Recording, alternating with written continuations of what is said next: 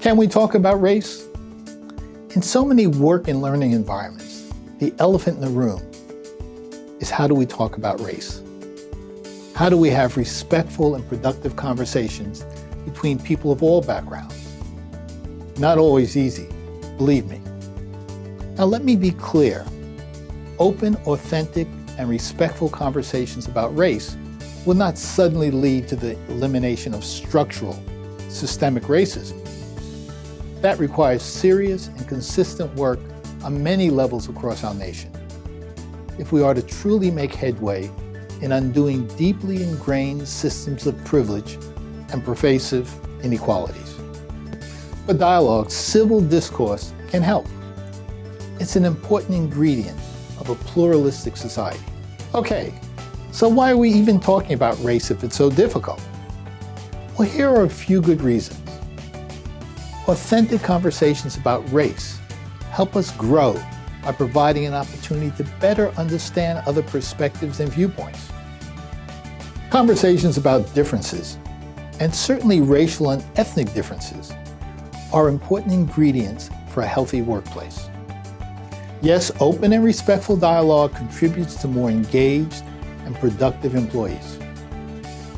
And the respectful but sometimes creative abrasion resulting from the interchange and sharing of different ideas and viewpoints can contribute to more creative solutions to many of our organizations and society's vexing issues. So now let me suggest some guidelines for talking about race. By the way, these are only suggested guidelines, but they can be used for not only conversations about race, but other aspects of diversity. First, find a relatively private space. You don't want to broadcast your conversation to folks not formally part of the conversation, although there's nothing secret about these conversations.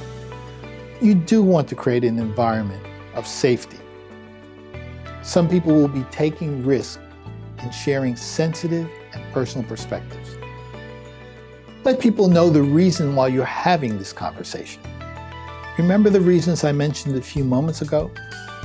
It's about contributing to a more deeply engaged and productive workforce.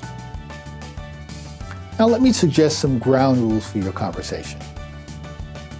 First, focus on listening to other perspectives without interrupting.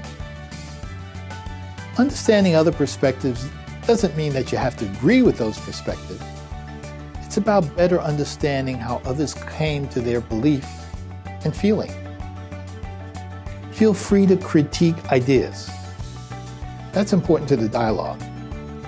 But keep in mind, it's not about criticizing the person. This is a conversation about ideas. And inflammatory language rarely helps. But don't hesitate to be clear and direct about your point of view. Respectful dialogue doesn't mean you dilute your perspective or viewpoint. It's about being respectful. And always keep in mind that in addition to sharing perspectives, personal stories can be powerful. They often vividly bring alive your concerns or the painful situations you have experienced over the years. And a skilled facilitator is often very important. These can be really tough conversations. Now get everyone's agreement to these ground rules or guidelines before you start. But keep in mind that these are just suggested ground rules. Think about your particular work environment and the particular colleagues who will be engaging in this conversation. Develop your own guidelines. Good facilitators can also help to create space for vigorous and open conversations, while at the same time being sensitive to the vulnerability and risk-taking that often comes with authentic conversations about race in America. I know this is not easy. And when the conversation is over, check in with folks to see if they're okay. Self-disclosure during open conversations about race can leave some people feeling exposed, vulnerable, and misunderstood. For some, it may be the first time they have verbalized a particular thought, idea, or concern.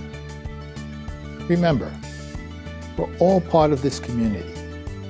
Those who hold similar views of the world and who have had similar and familiar life experiences, and those we might strongly disagree with.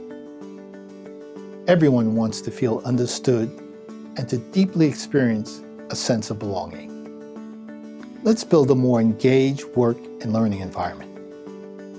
Let's talk about race.